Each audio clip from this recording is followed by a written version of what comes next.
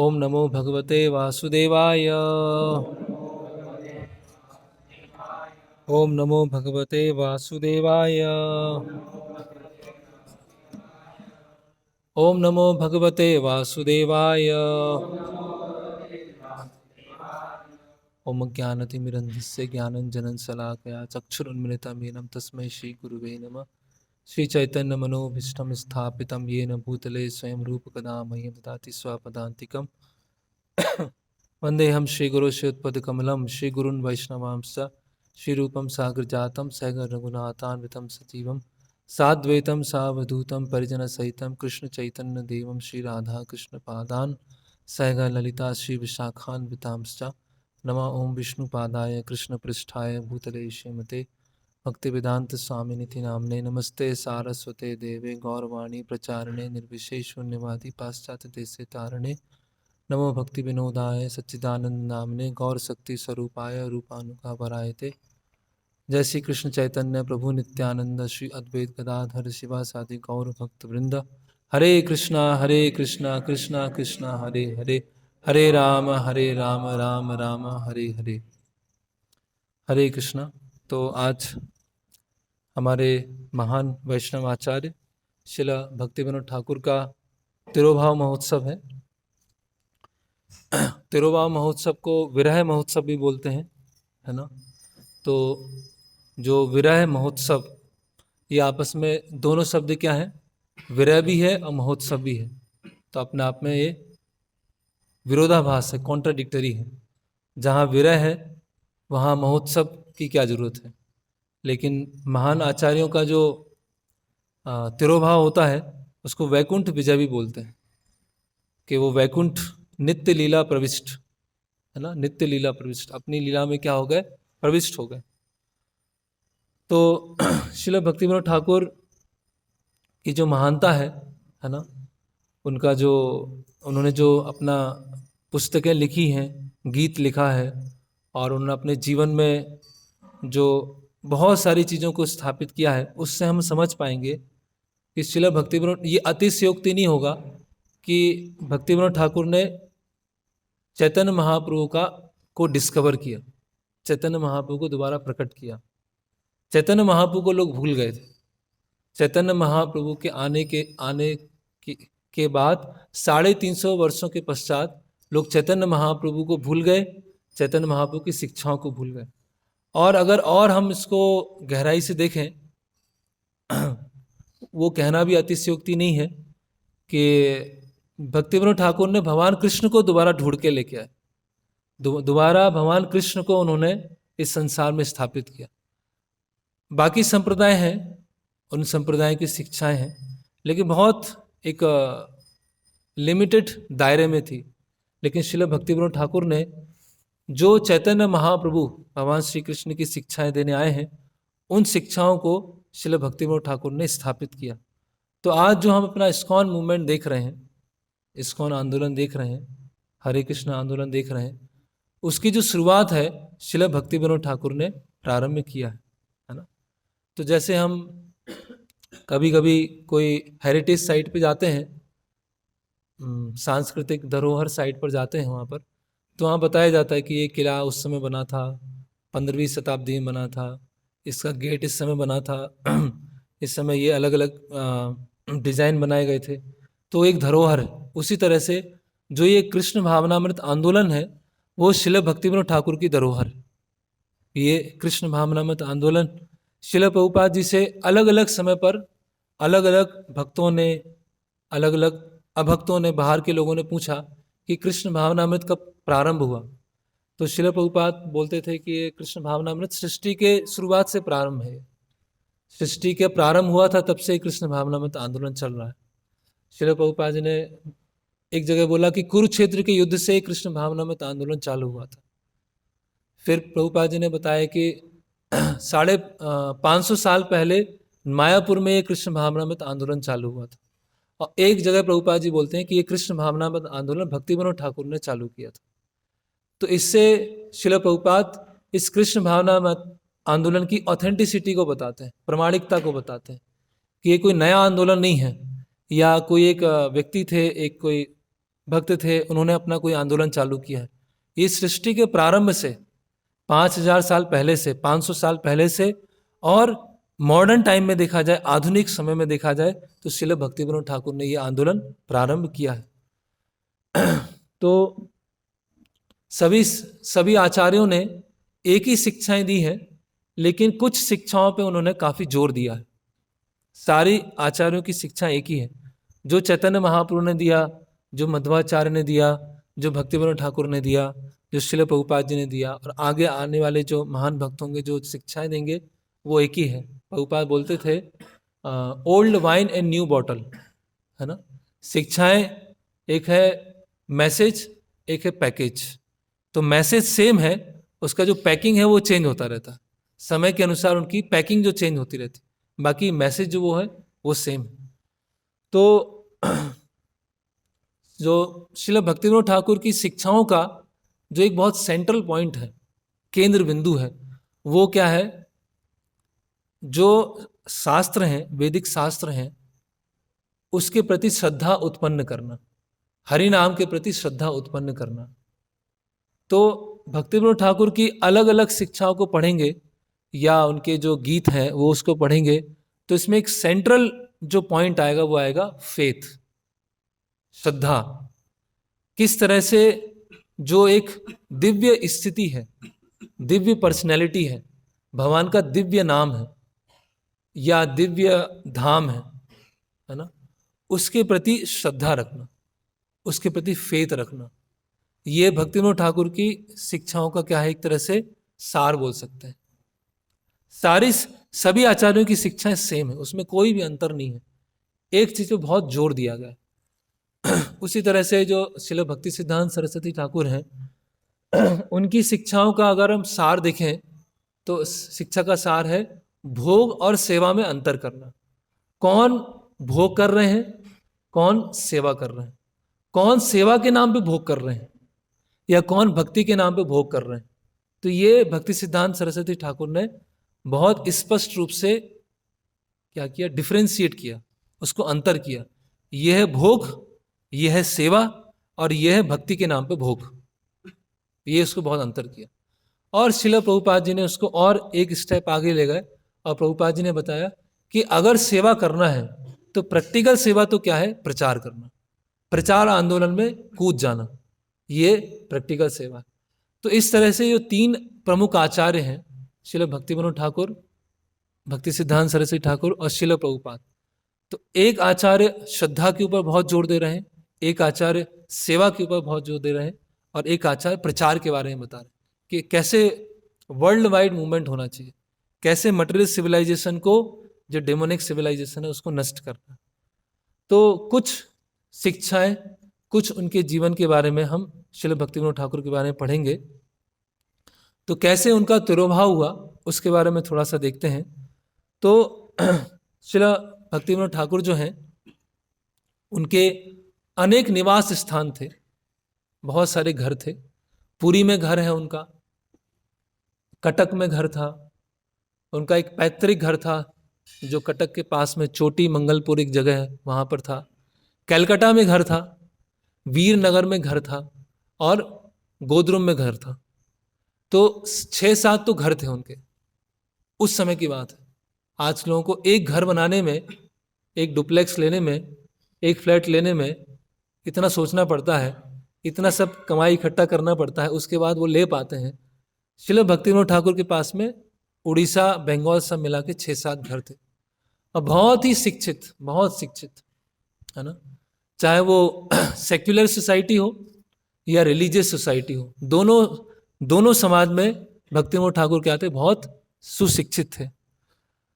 तो गोदरुम में जब वो अपने निवास कर रहे थे, तो 1910 में उन्होंने कुछ 10 श्लोक लिखे, जिनका नाम था स्वनियम द्वादशकम।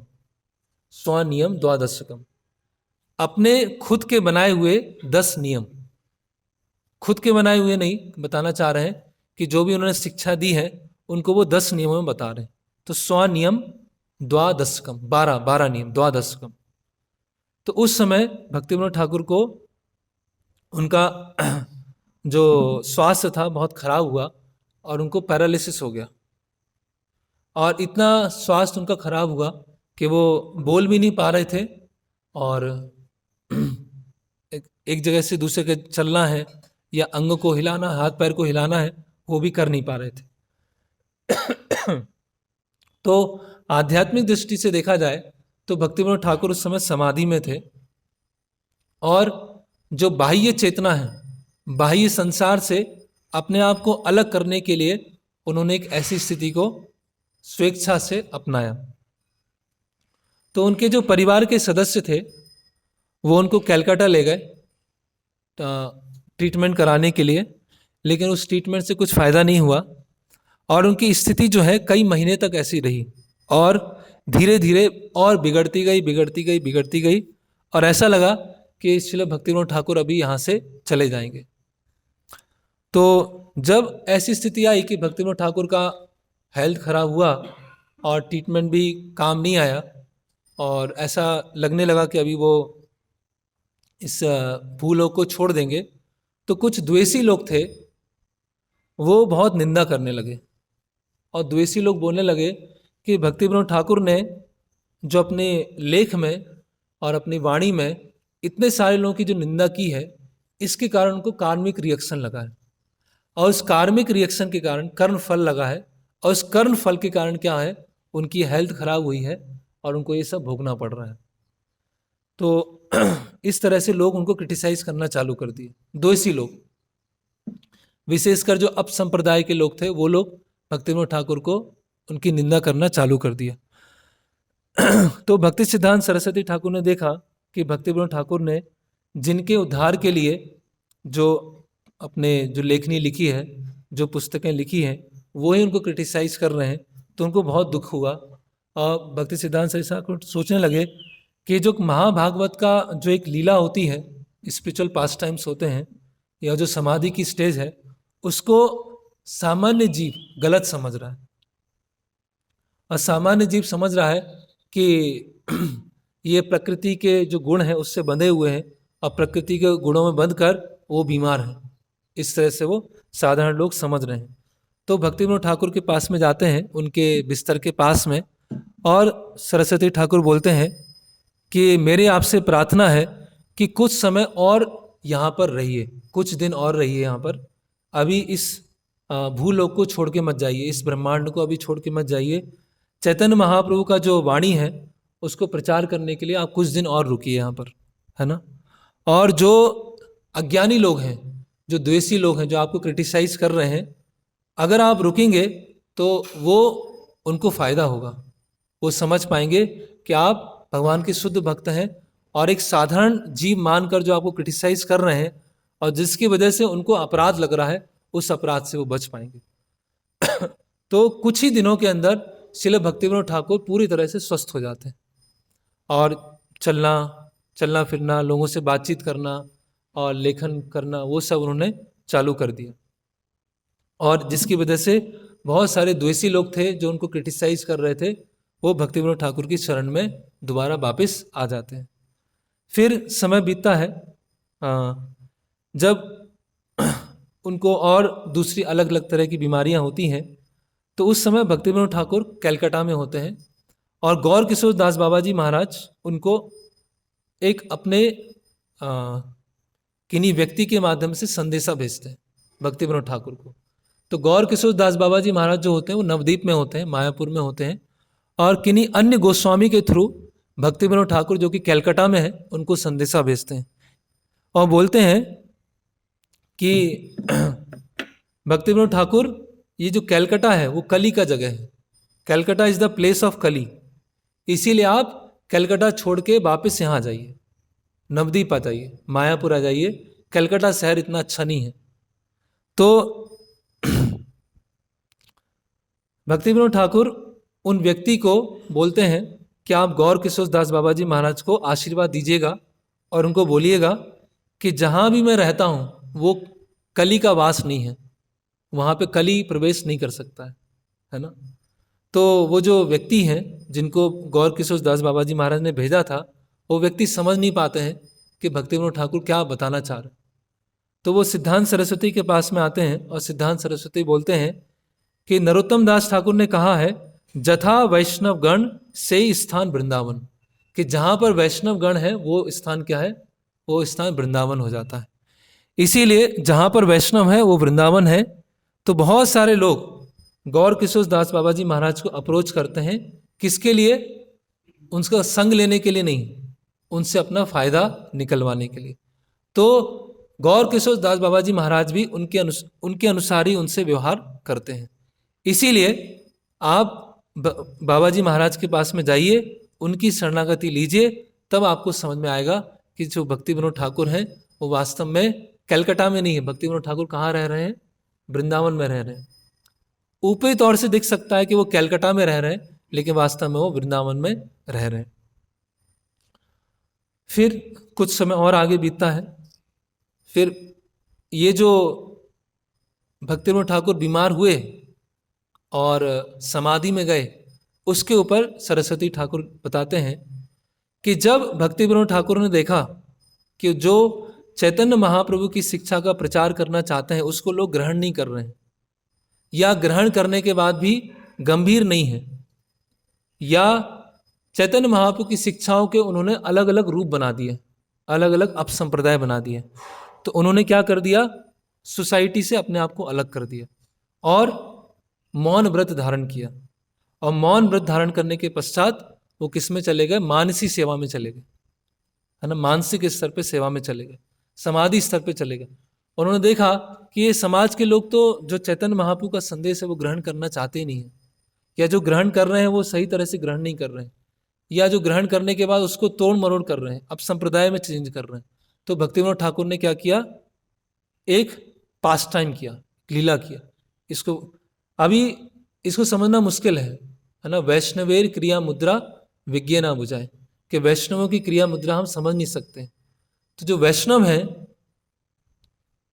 जो खासकर महाभागवत हैं, जो बीमार हैं, बीमार तो वो कर्म कोई फलों से बीमार नहीं है, वो है ना, वो अपने पूर्व कर्म को भुगत नहीं रहे। वो चाहे बीमार हो, परीक्षित महाराज को श्राप, 7 दिन में उनकी मृत्यु होने वाली थी। परीक्षित महाराज की चेतना क्या थी, एक श्लोक आता है भागवतम में, परीक्षित महाराज वहाँ बोलते हैं कि मुझे जन्म जन्म वैष्णवों का संग मिले और मृत्यु के समय पर भगवान विष्णु का स्मरण आए, और जो भी मुझसे गलतियाँ हुई हैं वो सभी लोग मुझे क्षमा करें। तो परीक्षित महाराज ने क्या किया, अंतिम समय में पानी लेना बंद कर दिया, अन्न लेना बंद कर दिया, और 7 दिन भागवतम सुन रहे। श्रील प्रभुपाद अंतिम समय में जब वृंदावन में थे तो एक बार कुछ गेस्ट आते हैं कृष्ण बलराम मंदिर में, और श्रील प्रभुपाद ने 2 हफ्ते से कुछ ग्रहण नहीं किया था। 2 हफ्ते से कुछ भी उन्होंने कोई अन्न ग्रहण नहीं किया था, थोड़ा बस बीच बीच में जल ग्रहण किया था, कोई अन्न ग्रहण नहीं किया।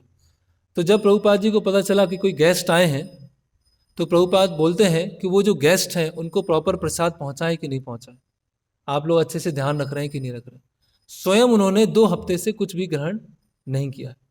और श्रील प्रभुपाद ने सितंबर या अक्टूबर महीने में भागवतम के 10वें स्कंद के 13वें अध्याय पे कमेंट्री लिखा, शायद दामोदर लीला है या उससे एक पहले का भाग है, उस पर प्रभुपाद जी ने कमेंट्री लिखा है। उस कमेंट्री को पढ़कर कोई इसको बता नहीं सकते हैं कि श्रील प्रभुपाद उस समय बीमार अवस्था में थे, या प्रभुपाद लेटे हुए हैं, उन्होंने महीनों महीनों से बहुत कम ग्रहण किया है, और प्रभुपाद भागवतम के तात्पर्यों को लिख रहे हैं। तो जो महाभागवत होते हैं उनका स्वस्थ होना, बीमार होना, सुखी होना, दुखी होना, नाराज होना, निराश होना, कोई भी किसी भी तरह की उनकी जो भावनाएं होती हैं वो सब क्या होती हैं, भगवान की प्रसन्नता के लिए होते हैं, भगवान की सेवा को ध्यान में रखते हुए होती है। तो भक्ति विनोद ठाकुर ने जब देखा कि लोग चैतन्य महाप्रभु की शिक्षाओं को ग्रहण नहीं कर रहे हैं, तो भक्ति विनोद ठाकुर ने अपने आप को वहाँ से अलग कर लिया और भगवान की मानसिक सेवा में पहुँच गए। तो जो मूर्ख हैं, जिनको अपनी शिक्षा पे बहुत घमंड है, वो शुद्ध भक्तों के पास टाइम को नहीं समझ पाएंगे, और शुद्ध भक्तों के चरणों पे क्या करेंगे, वो अपराध करेंगे।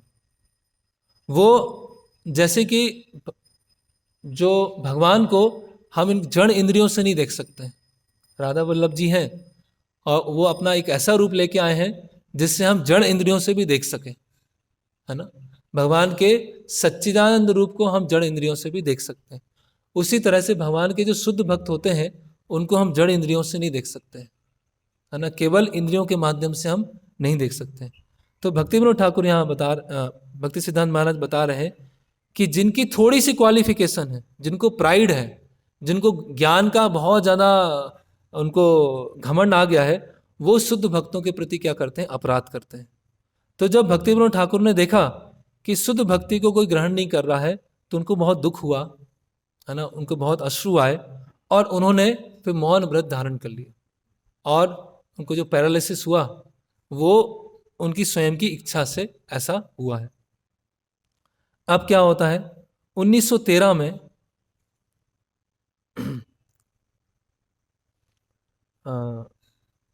भक्ति विनोद ठाकुर कलकत्ता में होते हैं और कलकत्ता से श्रील सरस्वती ठाकुर को टेलीग्राम करते हैं। और सरस्वती ठाकुर कहाँ होते हैं, मायापुर में होते हैं। तो भक्ति विनोद ठाकुर टेलीग्राम करते हैं कि यहाँ पर पर्याप्त भक्त नहीं है, तो मैंने सुना है कि आपके पास वहाँ पर काफ़ी भक्त हैं, तो उनमें से 2 जो ब्रह्मचारी हैं उनको यहाँ भेज दीजिए, मायापुर से कलकत्ता यहाँ भेज दीजिए, यहाँ भक्तों का भक्त नहीं है। तो सरस्वती ठाकुर को टेलीग्राम मिलता है और वो 2 भक्तों को तुरंत वहाँ पर कलकत्ता के लिए भेज देते हैं। जब कलकत्ता भेजते हैं तो उनमें से एक जो भक्त होते हैं वो दूसरे भक्त को किसी दूसरे रास्ते पे भेज देते हैं और अकेले वहाँ पर पहुँचते हैं। और वो जो व्यक्ति, जो ब्रह्मचारी थे, कुछ दिनों तक भक्ति विनोद ठाकुर की सेवा करते हैं और फिर भक्ति विनोद ठाकुर दोबारा पत्र लिखते हैं सरस्वती ठाकुर को कि आप ही मेरे एकमात्र वास्तविक वैष्णव पुत्र हैं, मुझे यहाँ पर जो संघ है उससे मुक्त कराने आइए और मुझे यहाँ से गोधुरम ले चलिए। तो भक्ति विनोद ठाकुर के 13 संतानें थीं, 13 उनके पुत्र और पुत्रियां मिला के 13 थे और उनमें से केवल एक ही भक्ति विनोद ठाकुर को सही तरह से समझ पाए। 13 संतानें थी, उनमें से केवल एक ही, 2 लोगों ने भक्ति को ग्रहण किया था, एक ललित प्रसाद और एक विमला प्रसाद। तो जो विमला प्रसाद है वो भक्ति सिद्धांत सरस्वती ठाकुर आगे चल के संन्यास लिया और एक थे ललित प्रसाद। और ललित प्रसाद ने भी जो भक्ति विनोद ठाकुर को समझा था वो भी उन्होंने सही तरह से नहीं समझा था। तो कहने का मतलब क्या है कि भक्ति विनोद ठाकुर महाभागवत जिस घर में निवास कर रहे हैं उस घर के मेंबर्स ही वो महाभागवत को नहीं पहचान पाए, उनको वो नहीं समझ पाए। जिनके साथ 24 घंटे निवास कर रहे हैं, जिनको 24 घंटे देख रहे हैं, उठना बैठना कर रहे हैं, उनके साथ भी वो श्रील भक्ति विनोद ठाकुर को नहीं समझ पाए, है ना। तो भक्ति विनोद ठाकुर के तिरोभाव के पश्चात भक्ति सिद्धांत महाराज एक आर्टिकल लिखते हैं और इस आर्टिकल पब्लिश होता है। उसमें लिखते हैं कि there is a eternally demarcation line between saviour and saved, कि एक है सेवियर और एक है सेव्ड। सेवियर मतलब जो बचाते हैं, सेवियर मतलब बचाने वाला, और सेव्ड मतलब जो बच गया। तो सेवियर और सेव्ड के बीच में हमेशा एक लाइन रहती है। सेवियर और सेव्ड दोनों एक नहीं होते। There is a eternally demarcation line between saviour and saved, and those who are really saved can alone know this. और जो वास्तव में सेव्ड हैं वो ही समझ सकते हैं कि सेवियर अलग होते हैं और सेव्ड अलग होते हैं। जो बचाने वाले हैं वो अलग होते हैं और जो बच गए हैं वो अलग होते हैं। तो इसका और हम विस्तार से समझें कि जो वास्तव में भगवत धाम से आए हैं, इस संसार में भौतिक जगत में आए हैं जीवों को बचाने के लिए, उनकी स्थिति और जो उनके माध्यम से बच गए उनकी स्थिति, वो हमेशा उसमें अंतर, बहुत बड़ा अंतर होता है। उनको हमेशा एक नहीं समझना चाहिए। तो सेवियर अलग हम सब क्या है, हम प्रचार कर रहे हैं, दूसरों को प्रचार करते हैं, पुस्तक वितरण करते हैं, दूसरों को मंदिर के लिए इनवाइट करते हैं, दूसरों को समझाते हैं। हम सब क्या है, हम कोई बचा नहीं सकते किसी को, हम किसी को भी नहीं बचा सकते। हम खुद बच जाए वो बहुत बड़ी बात है, हम खुद बच जाए वो भी बहुत बड़ी बात है। हम जो सेवियर हैं उनसे अन्य लोगों को कनेक्ट कर सकते हैं, बस इतना ही हमारा रोल है, बाकी हमारा कोई रोल नहीं है। अगर हम सोच रहे हैं कि हम दूसरों को बचा लेंगे, दूसरों को प्रचार कर लेंगे, दूसरों को पुस्तक दे के भक्त बना लेंगे, या दूसरों को काउंसलिंग करके इस स्थिति पर लेके आ जाएंगे, तो हम सब क्या है, बहुत बड़े भ्रम में हैं, हम बहुत बड़े इल्यूजन में हैं, हम किसी को नहीं बचा सकते हैं। हम खुद ही बच जाएंगे तो बहुत बड़ी बात हो जाएगी। अगर हमने जिनको हम प्रचार करने का प्रयास कर रहे हैं उनको सेवियर जो हैं, श्रील प्रभुपाद, भक्ति सिद्धांत सरस्वती ठाकुर, श्रील भक्ति विनोद ठाकुर, उनसे हमने जोड़ दिया, उनसे हमने कनेक्ट कर दिया, बस उतना ही हमारा कर्तव्य है, उतनी हमारी ड्यूटी है, और हमारी कोई ड्यूटी नहीं, और हमारा कोई कर्तव्य नहीं है। तो इसीलिए हमें बहुत ध्यान रखना चाहिए। भक्ति में कितने भी वर्ष हो जाए, कितना भी वर्ष हो जाए, या कितना भी हमने अध्ययन कर लिया है, कितनी सेवा कर ली है, वो वास्तव में जो भी है वो हमें अन्य आचार्यों के द्वारा प्रदान किया गया है, हमें अवसर दिया गया है, हमें सेवा का अवसर दिया गया है, हमें स्वाध्याय करने का अवसर दिया गया है, हमें दर्शन करने का अवसर दिया गया है, हमें पुस्तकें पढ़ने का अवसर दिया गया है। हम किसी भी चीज़ के लिए योग्य नहीं हैं, हम इनमें से किसी भी चीज़ के लिए योग्य नहीं हैं। हम तो जप करने के लिए भी योग्य नहीं हैं, हम पुस्तकें पढ़ने के लिए भी योग्य नहीं है, भगवान के दर्शन करने के लिए भी योग्य नहीं है, हम किसी भी चीज़ के लिए योग्य नहीं है। जो भी हमें योग्यता प्राप्त हुई है, जो भी हमें योग्यता प्राप्त हुई है, ये हमारे पूर्ववर्ती आचार्यों के द्वारा प्राप्त हुई। तो इसीलिए हमें हमेशा ये समझना चाहिए, सेवियर अलग है, जो वैकुंठ मैन है ना, रे ऑफ विष्णु, वो सच्चिदानंद श्रील भक्ति विनोद ठाकुर, वो बिल्कुल अलग है।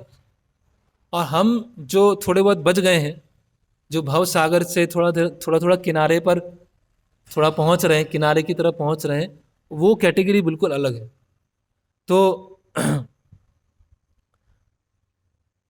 तो यहाँ हम चर्चा कर रहे थे कि उनके परिवार के लोग ही उनको नहीं समझ पाए। उनके परिवार, हम देखते हैं श्रील प्रभुपाद जब अपने गृहस्थ आश्रम में थे तो उनके बच्चे थे, बालक थे, उनकी पत्नी थी, वो भी नहीं समझ पाए, श्रील प्रभुपाद को भी नहीं समझ पाए, है ना। तो हम इसीलिए हम ये समझते हैं, ये हम समझ सकते हैं कि शिक्षाओं को समझना कितना महत्वपूर्ण है, शिक्षाओं को जानना कितना महत्वपूर्ण है। बहुत सारे लोग इस्कॉन में आते हैं, कुछ समय रहते हैं, कीर्तन में आनंद आता है, प्रसाद में अच्छा लगता है, कुछ फिलॉसफी पढ़ते हैं, कुछ सेवा करते हैं, कुछ इंसिडेंट होते हैं, कुछ समस्या हो जाती हैं, कुछ अपराध हो जाते हैं, आलस्य आ जाता है, और फिर छोड़ के चले जाते हैं। बहुत सारे लोग आते हैं, बहुत सारे चले जाते हैं, एक तरफ से आते जाते हैं। शुरू में बहुत उत्साह होता है, थोड़ा माला अच्छे से करते हैं, सेवा अच्छे से करते हैं, कुछ समय रहते हैं, और फिर बाद में चले जाते हैं। ये बहुत कॉमन है, ये बहुत कॉमन है, और ये बहुत कॉमन इसलिए है, वो हमारे साथ भी हो सकता है। ये हमें समझना चाहिए कि ये चीज़ हमारे साथ में भी हो सकती है। एक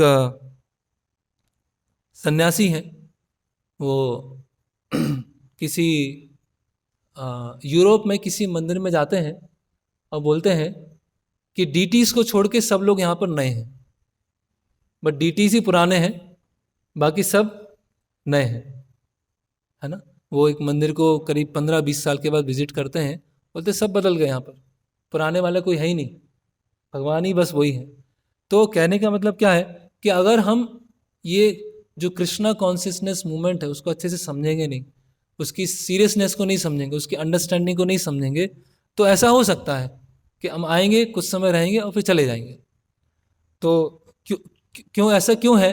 क्योंकि जो महाभागवत का जिनको संग प्राप्त हुआ है वो महाभागवत को नहीं समझ पाए। तो ये जो इंस्टीट्यूशन है वो भी महाभागवत ने ही स्थापित किया है, यही हमको एक विरासत में मिला है। ये जो इस्कॉन मूवमेंट है वो एक विरासत है, वो श्रील भक्ति विनोद ठाकुर की विरासत है, उस माध्यम से हमको ये इस्कॉन मूवमेंट मिल पाया है।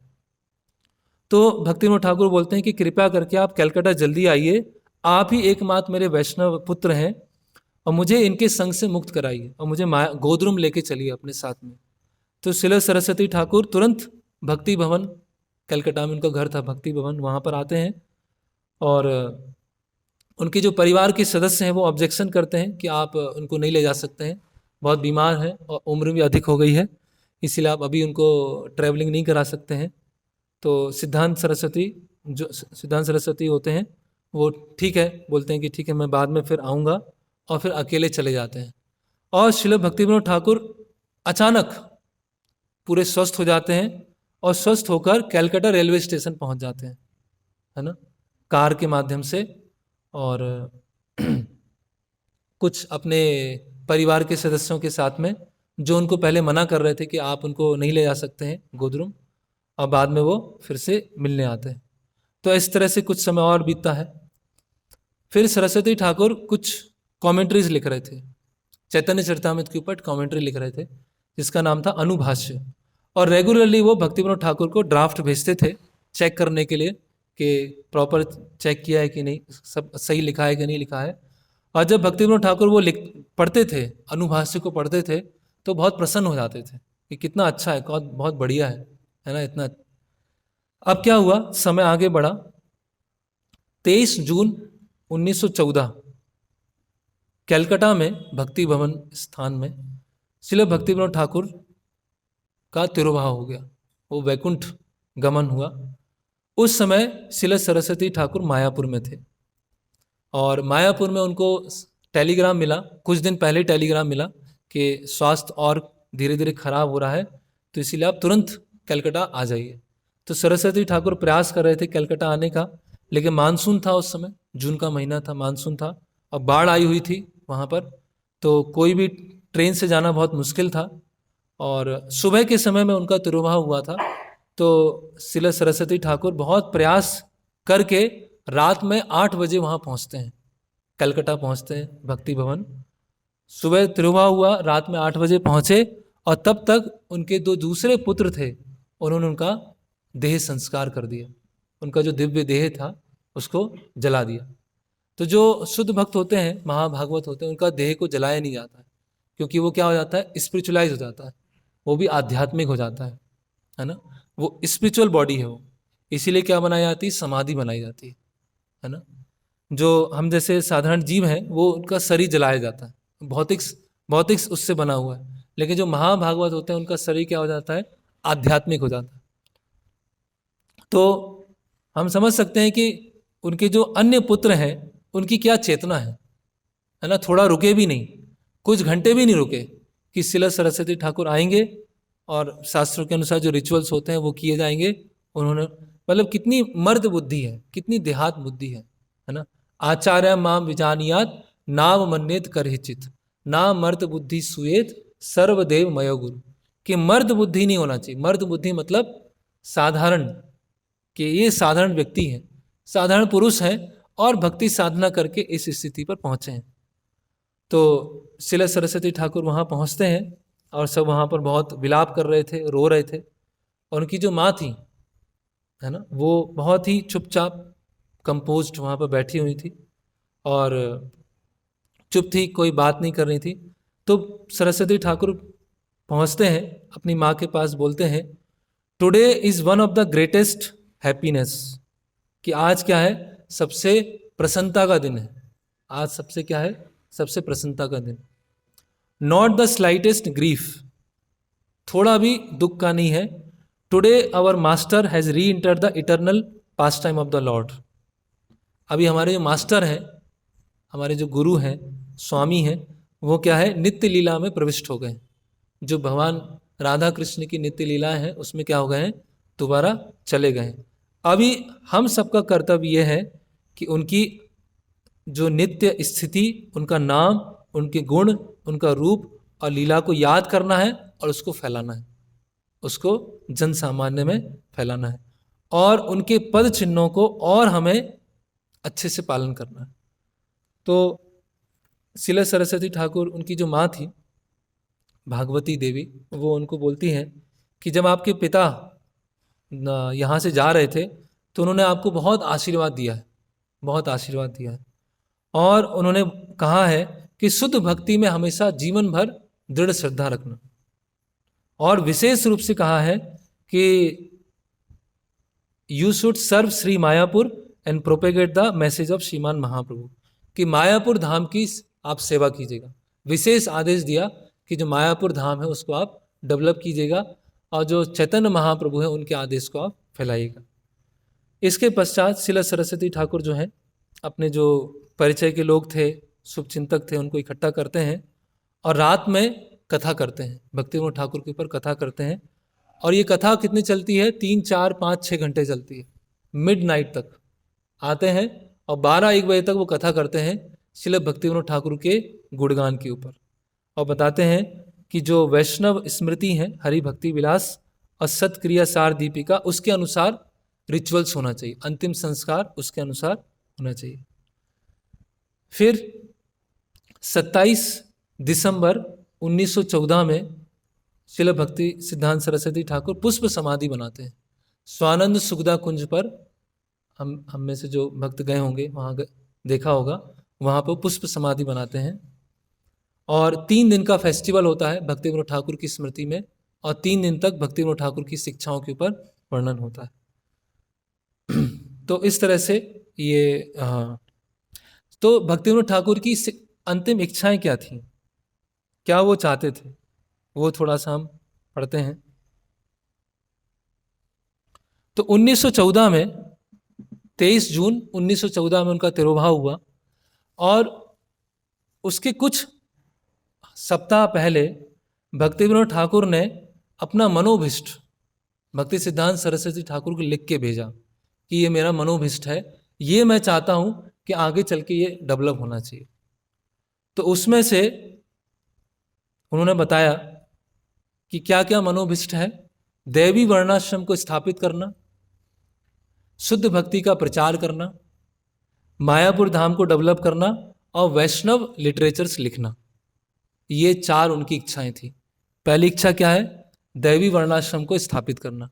तो ये दैवी वर्णाश्रम कहाँ से स्टार्ट? ये भक्तिविनोद ठाकुर बता रहे हैं कि दैवी वर्णाश्रम को स्थापित करना है। दूसरा क्या है? शुद्ध भक्ति का प्रचार करना है। अभक्ति, मिश्रित भक्ति और शुद्ध भक्ति, ये तीनों अलग अलग होना चाहिए। जो नॉन डिवोटी है वो कौन है, मिश्रित भक्त कौन है, वो कौन है, और जो प्योर डिवोशनल रास्ते पर है, पाथ पर है, वो कौन है। ये तीनों में स्पष्ट रूप से अंतर होना चाहिए, मिक्सिंग कुछ नहीं होना चाहिए। और मायापुर धाम को डेवलप करो, पूरे संसार को मायापुर की तरफ अट्रैक्ट करो, स्पिरिचुअल कैपिटल बनाओ, और वैष्णव लिटरेचर वो लिखना चालू करो। तो यहाँ पर भक्तिविनोद ठाकुर अपना पत्र लिख रहे हैं कि जो वैष्णव गण हैं उनकी महानता को बाहर के लोग नहीं समझ पाते हैं। हालांकि ऊपरी तौर से वैष्णव गण निम्न जाति में जन्म लिए हैं, है ना, लेकिन फिर भी क्योंकि भगवान का पवित्र नाम का जप कर रहे हैं और वैष्णव धर्म को अपनाया है, इसलिए उनकी महानता को नहीं समझ पा रहे हैं। इसीलिए आप समाज में क्या कीजिए, the means to rectify this situation is to institute daivi varnashrama dharma, know it to be real service to Vaishnavs. तो आप दैवी वर्णाश्रम धर्म को स्थापित करने का प्रयास कीजिए और इसे वैष्णवों की वास्तविक सेवा समझ के इसको स्थापित कीजिए कि वैष्णव सोसाइटी के लिए एक वास्तविक सेवा है, इसलिए आप दैवी वर्णाश्रम को स्थापित कीजिए। कैसे भक्तिविनोद ठाकुर विजन दे रहे हैं आगे की जनरेशन के लिए कि क्या क्या आवश्यकता है प्रचार के लिए। फिर बता रहे हैं कि शुद्ध भक्ति सिद्धांत का प्रचार कीजिए। जो भी अपसंप्रदाय मिश्रित भक्ति समाज में सहजिया, अतिबाड़ी, ये सब आ गए हैं, इनको आप क्या कीजिए, ध्वस्त कर दीजिए। ये जो अपसंप्रदाय हैं, मायावाद, सहजिया, ये सब इनको आप अपने आचार से और प्रचार से खत्म कीजिए। जितना जल्दी संभव हो श्रीधाम मायापुर की परिक्रमा को स्टार्ट कीजिए। मायापुर धाम की आप परिक्रमा को स्टार्ट कीजिए। और मायापुर धाम का वास्तविक सेवा निर्जन भजन नहीं है। मायापुर धाम की वास्तविक सेवा क्या है? निर्जन भजन नहीं है। क्या आप मायापुर में बैठ के अपना केवल भजन कर रहे हैं, वो मायापुर धाम की सेवा नहीं है। मायापुर धाम की सेवा क्या है? वहाँ पर आप प्रिंटिंग प्रेस स्थापित कीजिए। मायापुर धाम में क्या कीजिए, प्रिंटिंग प्रेस स्थापित कीजिए, वैष्णव लिटरेचर लिखिए, उसकी छपाई कीजिए और उसको डिस्ट्रीब्यूट करना चालू कीजिए। वो वास्तव में मायापुर धाम की क्या है, सर्विस, रियल सर्विस है। अपनी भजन के लिए प्रचार कार्य को मत छोड़िए। Don't for your own sake undertake nirjan bhajan and thus impede preaching and service to see Mayapur Dham. अपने भजन के लिए, अपनी उन्नति के लिए निर्जन भजन को मत अपनाइए और जिससे मायापुर धाम की सेवा रुक जाए ऐसा कोई कार्य मत कीजिए। मैं अब ये कब लेटर लिखा है भक्ति विनोद ठाकुर ने, अपने तिरोभाव के कुछ हफ्ते पहले। मैं जब यहाँ पर उपस्थित नहीं होऊंगा तो मेरे प्रिय मायापुर धाम की आप अच्छे से टेक केयर करना, अच्छे से ध्यान रखना। ये मेरा आपका विशेष निर्देश है। और जो पशु की तरह लोग होते हैं उनकी बात पे कभी ध्यान मत देना, उनकी एडवाइस को कभी सुनना मत, ना उनको स्वीकार करना ना उनको सुनना। और आप उनकी बात को स्वीकार कर रहे हैं या सुन नहीं रहे हैं वो उनको पता भी नहीं चलना चाहिए।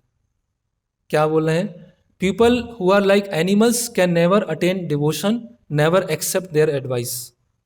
जो पशु की तरह लोग हैं वो कभी भक्ति को स्वीकार नहीं करेंगे, उनकी सलाह को कभी सुनिएगा मत। But don't let them know this, लेकिन उनको ये पता भी नहीं चले आइदर डायरेक्टली और इनडायरेक्टली, प्रत्यक्ष और अप्रत्यक्ष रूप से। तो इस तरह से ये और क्या बता रहे हैं, मेरी बहुत विशेष इच्छा है कि श्रीमद् भागवतम, वेदांत दर्शन और सत संदर्भ का प्रिंटिंग हो और उसका प्रचार हो, वितरण हो। मायापुर धाम कब समृद्ध होगा, जब आप वहाँ पर एक एजुकेशनल इंस्टीट्यूट चालू करेंगे। तो हम देखते हैं कि इस्कॉन के बहुत सारे अलग अलग वो हैं, आयाम हैं। उसमें से एक इस्कॉन का एक महत्वपूर्ण आयाम क्या है, एजुकेशनल इंस्टीट्यूट, लोगों को शिक्षित करना, एजुकेशन देना, है ना। एक कल्चरल मूवमेंट है, एक संस्कृति प्रदान करना, लेकिन उसी के समान या उससे महत्वपूर्ण क्या है, एक लोगों को एजुकेट करना, लोगों को बताना सही क्या है, गलत क्या है, प्रॉपर क्या है, इम्प्रॉपर क्या है। बहुत सारे लोग मंदिर आते हैं, मंदिर में थोड़े समय रुकते हैं और चले जाते हैं, लेकिन जब तक हम शिक्षित नहीं होंगे, तब हम विद्या को नहीं समझेंगे, तो मंदिर आने का पूरा लाभ नहीं होगा। फिर वो भक्ति विनोद ठाकुर बोलते हैं, कभी भी अपने इंद्रिय तृप्ति के लिए ज्ञान अर्जन मत करना और पैसा इकट्ठा मत करना। Never try to collect knowledge और money for your own sense gratification. कभी भी ज्ञान उपार्जन मत करना अपने इंद्रिय तृप्ति के लिए, कभी भी पैसा इकट्ठा मत करना अपनी इंद्रिय तृप्ति के लिए। वो ज्ञान का केवल एक उद्देश्य है, विद्या वधु जीवनम। विद्या किस लिए है, केवल भगवान की सेवा के लिए। लक्ष्मी किस लिए है, विद्या देवी और लक्ष्मी देवी किस लिए है, केवल कृष्ण की सेवा करने के लिए। Never take bad association either for money और एनी पर्सनल इंटरेस्ट। कभी भी असत संग मत लेना लक्ष्मी लाने के लिए या अपने व्यक्तिगत फायदे के लिए, कभी भी असत संग मत लेना। तो ये भक्ति विनोद ठाकुर ने अपना मनोभिष्ट भक्ति सिद्धांत सरस्वती ठाकुर को प्रकट किया था। अभी इसी मनोभिष्ट को श्रील प्रभुपाद जी ने कैसे आगे पहुंचाया, उसके ऊपर थोड़ा सा चर्चा करते हैं।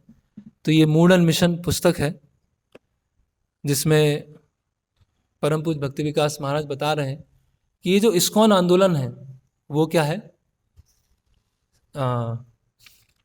इस्कॉन का एक मुख्य उद्देश्य है serving and glorifying the previous acharyas. जो अपने जो पूर्ववर्ती आचार्य हैं उनकी सेवा करना और पूर्ववर्ती आचार्यों का गुणगान करना, ये एक इस्कॉन का एक बहुत महत्वपूर्ण भाग है। तो प्रभुपाद के शिष्य एक जगह बताते हैं कि ये जो कृष्ण भावनामत आंदोलन है, ये जो इस्कॉन आंदोलन है, वो श्रील प्रभुपाद जी को कहाँ से मिला। ये उनके जो गुरु हैं श्रील भक्ति सिद्धांत सरस्वती ठाकुर, उन्होंने ये श्रील प्रभुपाद जी को ये आंदोलन दिया। और भक्ति सिद्धांत सरस्वती ठाकुर के पास में आंदोलन कहाँ से आया, ये चैतन्य महाप्रभु से चलने वाली अनवरत जो गुरु शिष्य परंपरा है, उससे ये आंदोलन भक्ति सिद्धांत सरस्वती ठाकुर तक आया। तो कहने का मतलब ये है कि ये इस्कॉन जो है चैतन्य महाप्रभु का ही ये पर्सनल आंदोलन है। ऐसा नहीं है कि श्रील प्रभुपाद ने न्यूयॉर्क में 1966 में इसका रजिस्ट्रेशन कराया था, तब से ये इस्कॉन आंदोलन, ये इस्कॉन आंदोलन चैतन्य महाप्रभु के द्वारा आते आते भक्ति सिद्धांत सरस्वती ठाकुर और श्रील प्रभुपाद तक आया है। तो जिस तरह से यहाँ बताया गया है कि श्रील माधवेंद्र पुरी के आने से पहले सारे आचार्य बहुत महान हैं, सारे आचार्यों को बहुत क्या है, बहुत ही ग्लोरियस है, लेकिन फिर भी माधवेंद्र पुरी का क्या है, एक बहुत विशेष स्थान है। माधवेंद्र पुरी से पहले जो संप्रदाय था उसमें लक्ष्मी नारायण की वर्शिप, यहाँ तक कि राधा कृष्ण की वर्शिप थी, लेकिन बहुत ही स्पष्ट रूप से नहीं थी। लेकिन माधवेंद्र पुरी जो है वो उन्नत उज्ज्वल रस का बीज है, वो लेके आए। आप में से जिन्होंने चैतन्य चरितामृत पढ़ी होगी, उसमें एक चैप्टर आता है Chaitanya tree, branches of Chaitanya tree, पढ़ा होगा। तो चैतन्य ट्री क्यों बोला गया उसे? चैतन्य ट्री, चैतन्य सीड क्यों नहीं बोला गया?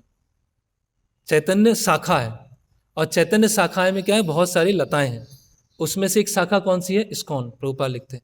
तो चैतन्य शाखा का जो बीज है वो किसने दिया है? वो श्रीपाद माधवेंद्र पुरी ने दिया। तो माधवेंद्र पुरी ने बीज दिया उन्नत उज्ज्वल रस का, और बीज बड़ा होते होते कहाँ पहुंच गया? ईश्वरपुरी, और ईश्वरपुरी से चैतन्य महाप्रभु। तो चैतन्य महाप्रभु ने ये उन्नत उज्ज्वल रस का प्रचार प्रसार किया। चैतन्य महाप्रभु के जाने के पश्चात बहुत सारे महान वैष्णव आचार्य आए, नरोत्तम दास ठाकुर, श्यामानंद प्रभु, श्रीनिवास आचार्य, विश्वनाथ चक्रवर्ती ठाकुर। उसके पश्चात धीरे धीरे वैष्णव सोसाइटी किस में परिवर्तित हो गई? सहजिया और बोगस लोगों में चेंज हो गया। सहजिया भाव बहुत आ गया, है ना। भक्ति को इंटरटेनमेंट समझना, भक्ति क्या है? एक इंटरटेनमेंट की तरह, या भक्ति की जो उच्च अवस्था है उसको नीचे की तरह फॉलो करने का प्रयास करना। और ऐसी स्थिति आ गई कि ब्रिटिशर्स के समय 19th सेंचुरी में, 18th और 19th सेंचुरी में अधिकतर लोग गौड़ीय वैष्णव संप्रदाय जो है, चैतन्य महाप्रभु के संप्रदाय को क्या समझने लगे? एक सेक्स कल्ट की तरह देखने लगे कि यही बचा हुआ है और कुछ नहीं बचा हुआ। ऐसी इतनी निम्न स्थिति आ गई गौड़ीय वैष्णव संप्रदाय की। तो चैतन्य महाप्रभु की जो भविष्यवाणी थी, पृथ्वी ते जत आदि नगर आदि ग्राम, सर्वत्र प्रचार हुए मोर नाम। तो अब सब लोग सोचने लगे कि ये भविष्यवाणी वास्तव में ऐसा होगा कि नहीं होगा, ऐसा संभव है या नहीं है, या संभव है तो कौन करेंगे इसको, ऐसा तो बहुत मुश्किल लगता है। फिर ऐसा तो नहीं कि चैतन्य महाप्रभु ने केवल भारत के लिए बोला हो, ऐसा बोला यह है कि पृथ्वी ते जत आदि नगर आदि ग्राम, लेकिन हो सकता है ये भारत के लिए है। और कुछ लोग सोचने लगे हो सकता है भारत के लिए नहीं है, ये केवल बंगाल के लिए है, केवल चैतन्य महाप्रभु ने बंगाल के लिए बोला है कि यहाँ पर मेरा नाम फैलेगा। तो ऐसी शिक्षाओं को जो पूरी तरह से गर्त में जा चुकी हैं, सहजिया भाव से पूरा भर गया है, तो जो वहाँ के लोकल लोग हैं, बंगाली लोग हैं, वो उन शिक्षाओं को नहीं समझ पा रहे हैं, तो फॉरेनर लोग कैसे समझेंगे? अमेरिकन, यूरोपियन, अफ्रीकन लोग कैसे समझेंगे? चैतन्य महाप्रभु जहाँ पर आए और चैतन्य महाप्रभु ने जहाँ प्रचार किया, व्यक्तिगत रूप से चैतन्य महाप्रभु उड़ीसा और बंगाल में रहे, वहाँ के लोग ही चैतन्य महाप्रभु को नहीं समझ पा रहे हैं, तो उनकी शिक्षाओं को अमेरिकन, यूरोपियन लोग कैसे समझेंगे? तो ये एक कैसा हो गया, एक अनफुलफिल्ड ड्रीम जैसा हो गया, या इसको बोल सकते हैं अनरियलिस्टिक ड्रीम हो गया है, कि ये तो वास्तविकता के धरातल पर नहीं है।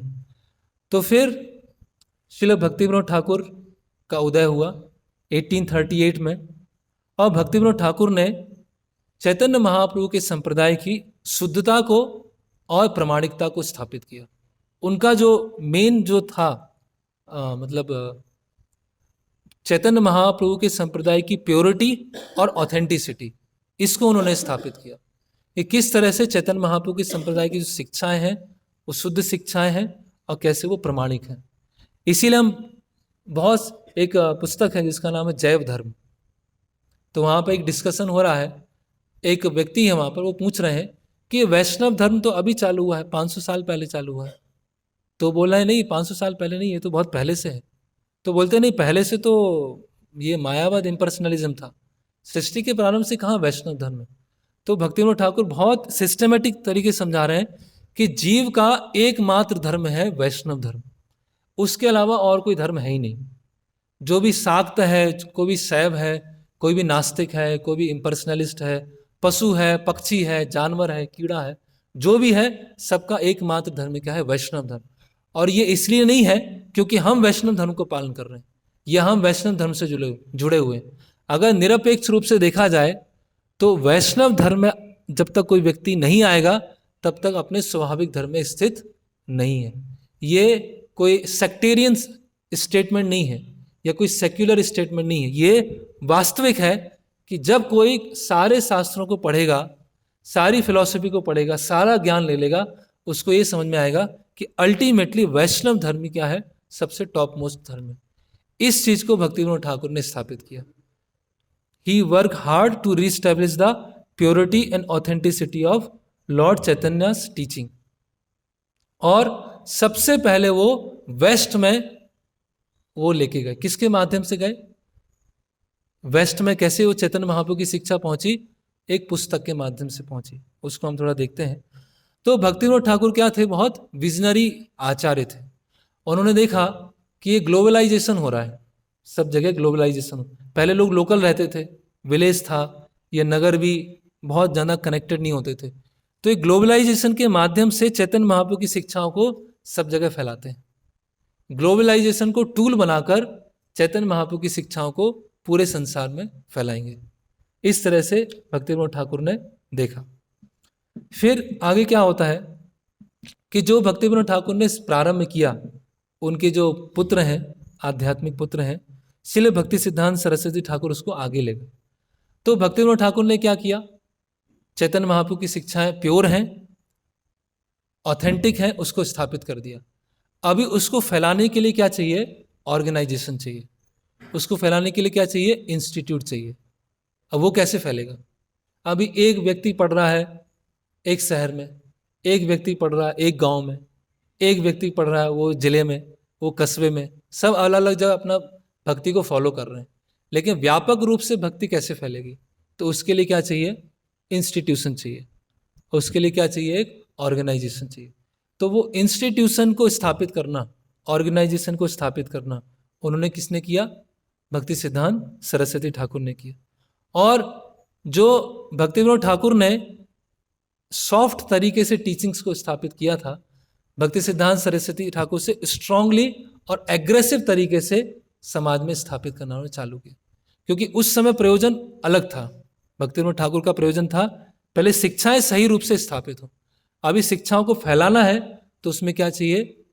जैसे कलयुग का प्रभाव बहुत एग्रेसिव है, इसीलिए प्रचार भी क्या होना चाहिए? बहुत एग्रेसिव होना चाहिए।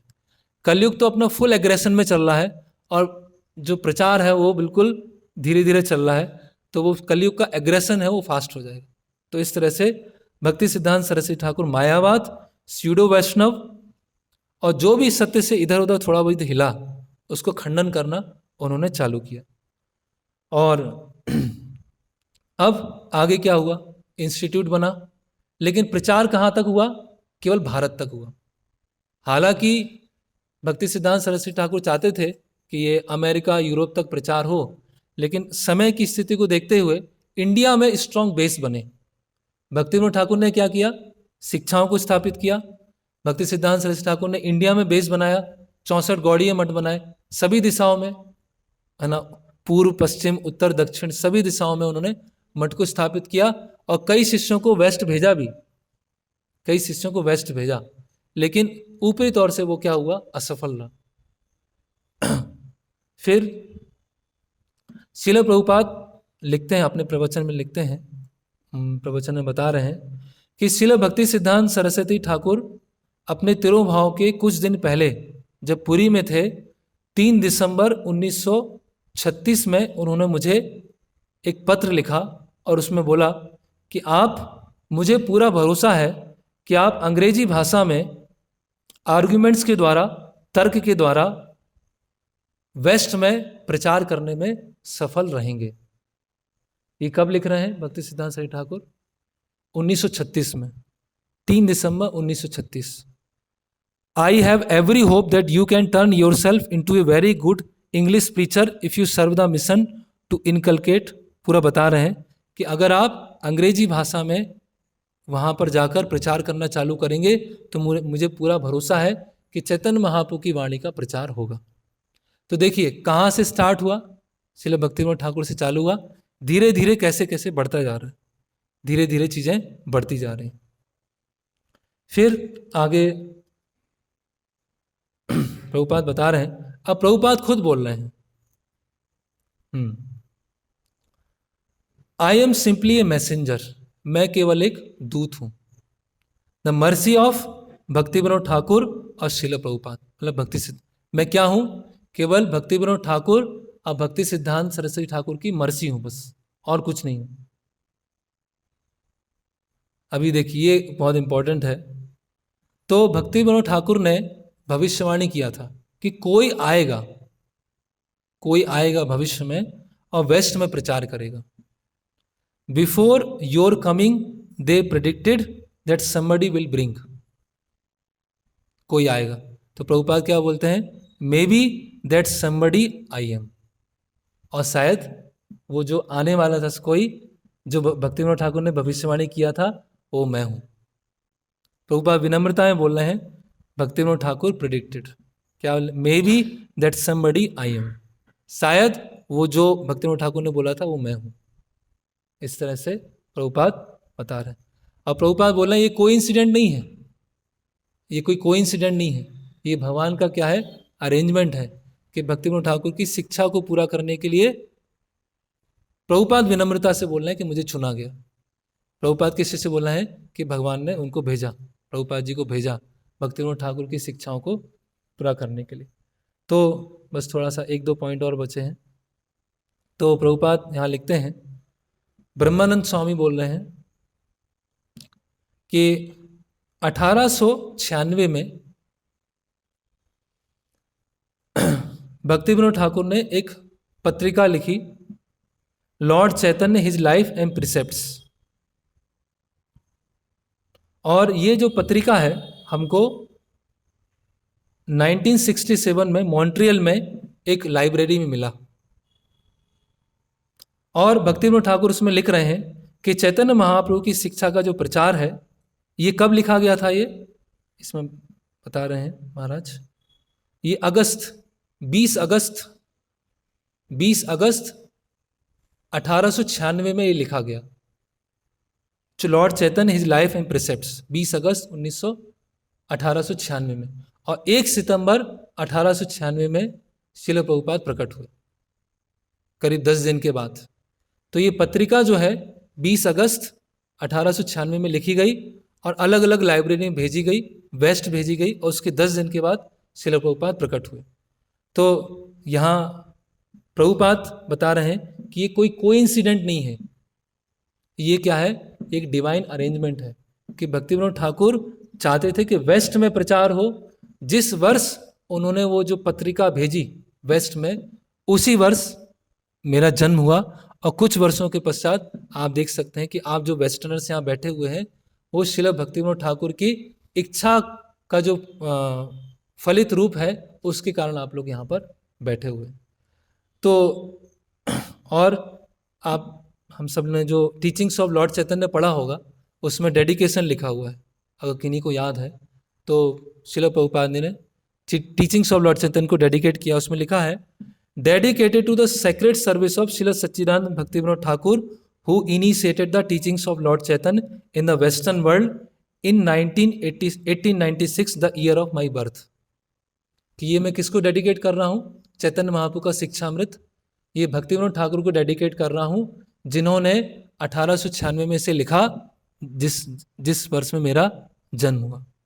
तो इस तरह से कोई भी आचार्य होते हैं वो इंडिपेंडेंट नहीं होते हैं, या इंडिपेंडेंटली कुछ स्थापित करने नहीं आते हैं, ये इंडिपेंडेंटली मूवमेंट स्थापित करना नहीं आता। वो अपने पूर्ववर्ती आचार्यों की सेवा करते हैं, उनको ग्लोरीफाई करते हैं, और अल्टीमेटली चैतन्य महाप्रभु और कृष्ण को ग्लोरीफाई करने के लिए वो आते हैं। तो ये कुछ श्रील भक्तिविनोद ठाकुर के ऊपर हमने चर्चा किया। हरे कृष्णा कृष्णा कृष्णा हरे हरे, हरे राम राम राम हरे हरे। तो इसमें कोई प्रश्न की नहीं का। ईश्वर चंद्र।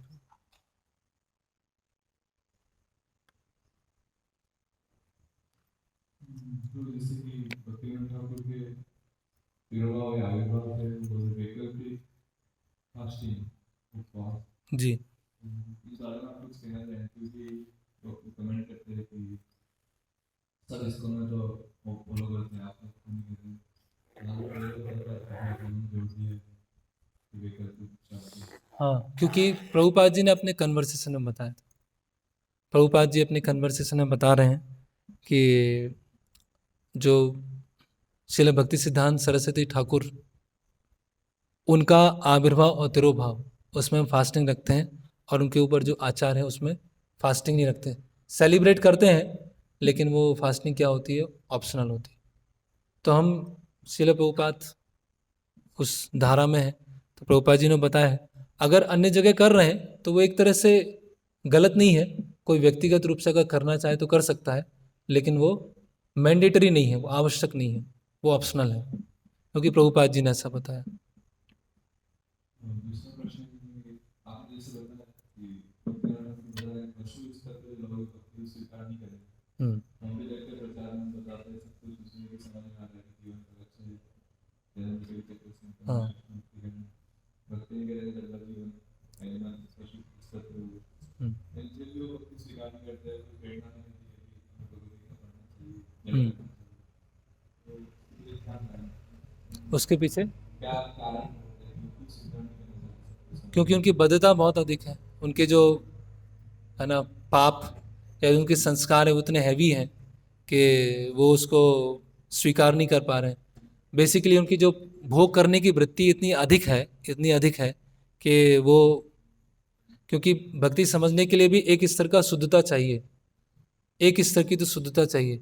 अगर वो शुद्ध हृदय नहीं है, शुद्ध मन नहीं है, तो वो जो शुद्ध शिक्षाओं को वो ग्रहण नहीं कर पाए।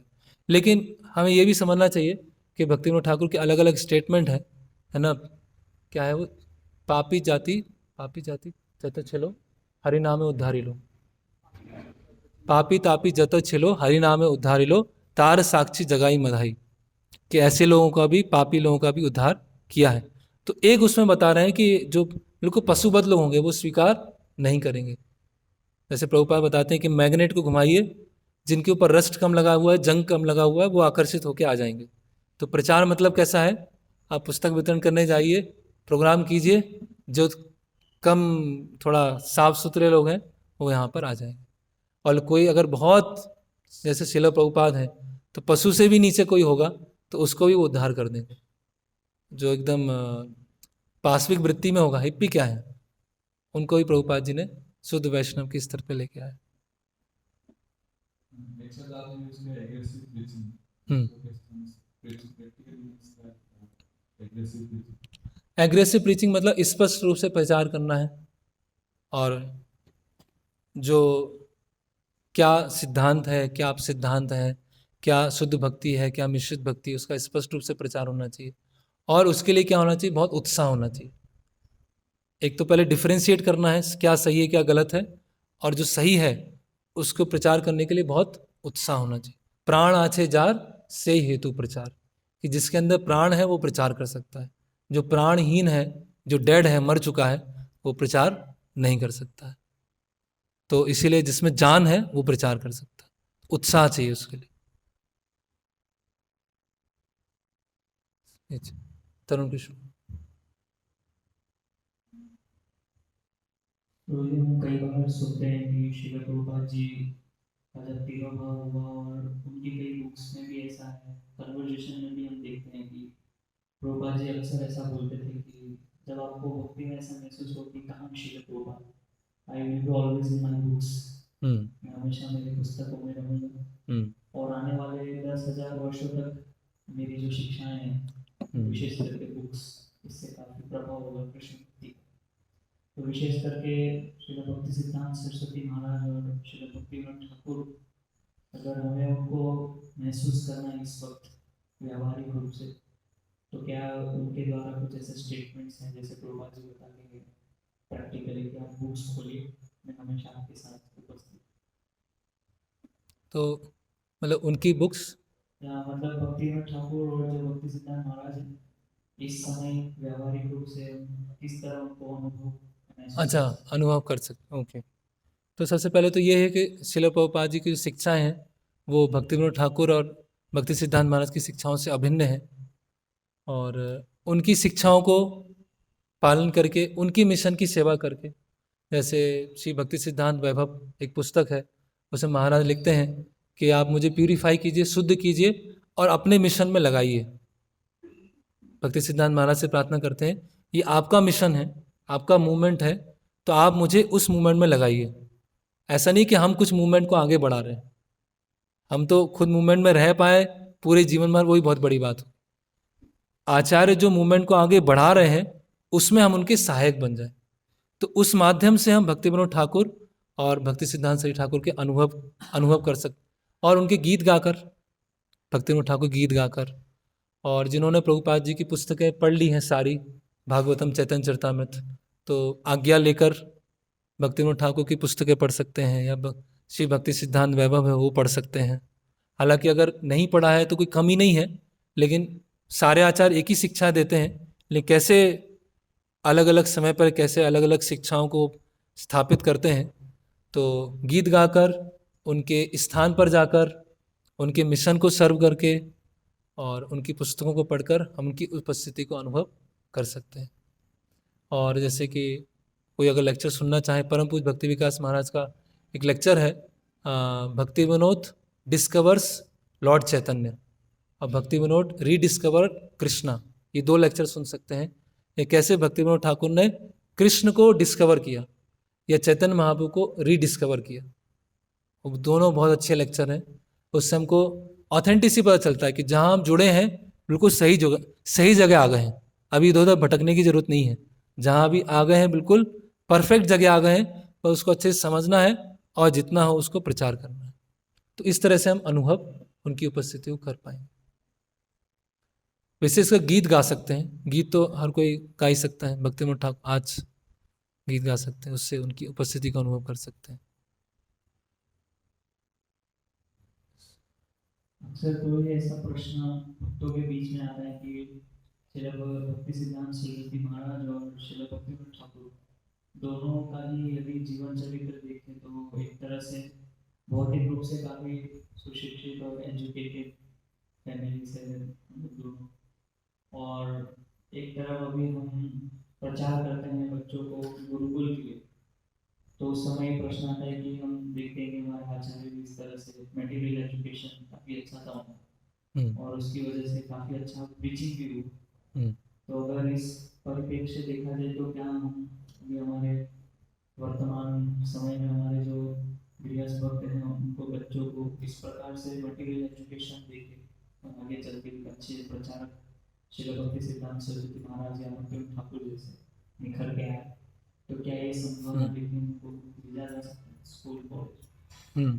तो सबसे पहले तो केवल ऊपरी तौर से देखकर हम निर्णय पर नहीं आ सकते हैं, उनके पूरे जीवन के बारे में जानना होगा कि भक्ति विनोद ठाकुर ने अपने पूरे जीवन में क्या किया और भक्ति सिद्धांत सरस्वती ठाकुर ने अपने पूरे जीवन में क्या किया, उससे हम निर्णय पर आ सकते हैं। एक अर्ध कुकुट न्याय जैसा नहीं हो सकता है कि जो चीज़ें हमें अच्छी लग रही हैं, जैसे इस पुस्तक में बताया गया है कि सामान्यतः हम जो शास्त्रों को समझते हैं, कैसे समझते हैं कि जो हमें अच्छा लगता है वो शास्त्र में कहाँ है वो ले लेते हैं। जनरली हमारी जो अंडरस्टैंडिंग होती है शास्त्रों को पढ़ने की या आचार्यों को समझने की, कि जो हमारी मेंटेलिटी है या जो हम चाहते हैं, जैसा हम करना चाहते हैं, वो स्क्रिप्चर्स के द्वारा वेरीफाई हो जाए, उसको हम ले लेते हैं। लेकिन स्क्रिप्चर्स में पूरा क्या दिया हुआ है वो हम नहीं पढ़ते। तो वो ये उनमें से एक अप्रोच है कि वो बहुत सुशिक्षित थे। भक्ति सिद्धांत महाराज को तो कॉलेज से निकाल दिया था, ये शायद चर्चा नहीं होगी। वो अपने कॉलेज में थे और उनके टीचर बोल रहे थे, कुछ उनके एक टीचर थे ईश्वर चंद्र विद्यासागर, तो बोलते हैं कि ये जो ईश्वर तो निराकार होता है। वैसे मुझे इतने बार पता नहीं है ईश्वर के बारे में, लेकिन है वो निराकार। तो भक्ति सिद्धांत सरस्वती ठाकुर क्लासरूम में खड़े हो गए कि पहले आप बोल रहे हैं आपको पता नहीं है और फिर बोल रहे हैं निराकार है। ये तो पता नहीं है तो कुछ बोलिए मत, ये निराकार है तो पता ही कैसे निराकार है। तो उनको कॉलेज से निकाल दिया था। कॉलेज कंप्लीट नहीं हुआ। अभी कोई कॉलेज से निकाल दे तो दूसरे कॉलेज में चला जाएगा, वो तीसरे में चला जाएगा। लेकिन उस समय 80 साल या 100 साल पहले कॉलेज से रेस्टिकेट करना वो बहुत बड़ी बात होती थी। अभी कहीं एडमिशन नहीं मिल सकता, एक तरह से बदनामी हो गई, तो उसके ऊपर चर्चा नहीं होगी। तो भक्ति विनोद ठाकुर और भक्ति सिद्धांत महाराज का एक विशेष प्रयोजन था, क्योंकि वैष्णव धर्म क्या हो गया था पता है, सेक्स कल्ट ऐसी स्थिति आ गई, पूरा सहजिया ऐसी स्थिति में कि जो एकदम मूर्ख बेवकूफ लोग, अशिक्षित लोग, कुछ भी नहीं आता, वो लोग वैष्णव धर्म स्थापित किए। तो वो नीड थी, वो वहाँ की वो आवश्यकता थी। और बाद में हम देखते हैं कि ऐसे बहुत सारे भक्ति सिद्धांत सरस्वती ठाकुर के शिष्य थे जो बिल्कुल पढ़े लिखे नहीं थे। कई तो ऐसे थे कि वैसे ही पढ़ना नहीं जानते थे या लिखना हस्ताक्षर करना नहीं जानते थे, लेकिन उनके प्रवचन सुन सुन के इतने विद्वान हो गए कि प्रोफेसर लोगों को हरा के आ जाते थे, उनको भी हरा के, कि वह गुरुवाणी सुनकर उनको हरा। तो इसीलिए पूरा परिप्रेक्ष्य हमें समझना पड़ेगा। एक लास्ट एनेक्डोट ये है इसी संबंधित कि एक बार कुछ शिष्य थे, आपस में चर्चा कर रहे थे कि प्रीचिंग के लिए कुछ स्किल डेवलप कैसे की जाए, या प्रीचिंग के लिए क्या अलग अलग टेक्निक्स होना चाहिए। आपस में चर्चा कर रहे थे और भक्ति सिद्धांत महाराज ऊपर खड़े हुए थे, वो देख रहे थे कि चल क्या रहा है यहाँ पर, ये लोग क्या डिस्कस कर रहे हैं। तो डिस्कशन चल रहा था कि स्किल्स कैसे होना चाहिए, टेक्निक्स कैसे होना चाहिए, प्रेजेंटेशन कैसे होना चाहिए, इस चीज़ पे डिस्कशन चल रहा था। तो भक्ति सिद्धांत महाराज बोलते हैं कि इससे प्रचार नहीं होगा। जिसके अंदर कृष्ण सेवा का भाव है वो दूसरों को कृष्ण सेवा का भाव दे सकता है, और जिसके अंदर कृष्ण सेवा का भाव नहीं है वो कृष्ण सेवा का भाव नहीं दे पाएगा। उसका प्रचार कैसा है, जैसे राइस वो है, धान है, तो धान में अगर राइस नहीं है, क्या भूसा है केवल, उसमें राइस नहीं है, तो आप बोल के आ जाओगे लेकिन उसमें कोई स्पिरिट है ही नहीं, सेवा भावना है ही नहीं। इसीलिए टेक्निक से नहीं होता है या प्रेजेंटेशन से नहीं होता है। प्रचार वास्तव में किससे होता है, सेवा भावना से होता है। और फिर ये बाकी अलंकार हैं, वो अगर हो तो ठीक है, नहीं हो तो कोई बात। और इसी तरह से एक प्रोफेसर ने उनको चैलेंज किया भक्ति सिद्धांत सरस्वती ठाकुर को कि आप तो बहुत पढ़े लिखे हैं, तो आप शास्त्र पढ़ सकते हैं, जो पढ़ा लिखा नहीं है वो कैसे शास्त्र पढ़ पाएगा। भाई बुक्स पढ़ने के लिए अंग्रेजी भी तो चाहिए, अंग्रेजी भी तो पढ़ा होना चाहिए, बुक्स पढ़ने के लिए संस्कृत भी तो पढ़ा होना चाहिए। अगर आप भाषा का ज्ञान नहीं है तो आप कैसे शास्त्रों को, भगवान को कैसे समझ पाएंगे। तो बिना भाषा के ज्ञान के भगवान को नहीं समझ सकते हैं। तो भक्ति सिद्धांत सरस्वती ठाकुर बोलते हैं मैंने कोई शास्त्र पढ़े ही नहीं, मैंने कोई भी शास्त्र नहीं पढ़े। बोले मैंने बस अपने जो गुरु हैं उनको देखा और उनको सुना। भक्ति विनोद ठाकुर को देखा, उनके साथ में रहा और उनको सुना, उससे मुझे सारे शास्त्र समझ में आ गए। और बाकी जो मैंने शास्त्र पढ़े हैं वो उनको जो देखा है और सुना है, बस उनका वो कंफर्मेशन है, बाकी उससे मेरा पूरा हो गया। इसीलिए भाषा का ज्ञान भी नहीं हो तो भी वो आवश्यक नहीं है। अब इसका मतलब ये नहीं है कि लोग फिर दूसरे एक्सट्रीम में चले जाएं। कहने का मतलब भक्ति का एसेंस समझने का प्रयास करना चाहिए। जो भी शिक्षा लेना है, जो भी जैसे भी शिक्षा लेना है वो ले लें, लेकिन भक्ति को उस पर निर्भर ना समझें। अगर वो नहीं किया तो भक्ति नहीं मिल पाएगी। ठीक है, अपना जीविकोपार्जन के लिए जो शहर में रह रहे हैं उनको कुछ शिक्षा लेना पड़ेगा, वो अपना ठीक है, लेकिन वो उस पर भक्ति निर्भर नहीं है। कोई IIT वैष्णव विलेज वैष्णव से ऊपर नहीं हो जाएगा, या कोई NIT वैष्णव कोई विलेज में रहने वाले वैष्णव से ऊपर नहीं हो जाएगा। वो तो जिसके अंदर जो भक्ति है वही, उसी से श्रेष्ठता आएगी। हरे कृष्णा कृष्णा कृष्णा हरे हरे, हरे राम राम राम हरे हरे। श्री ऐसी भक्ति वेदांत स्वामी श्रील प्रभुपाद की जय। श्री भक्ति सिद्धांत सरस्वती गोस्वामी प्रभुपाद की, सच्चिदानंद भक्ति विनोद ठाकुर की, गौर प्रेमानंदे।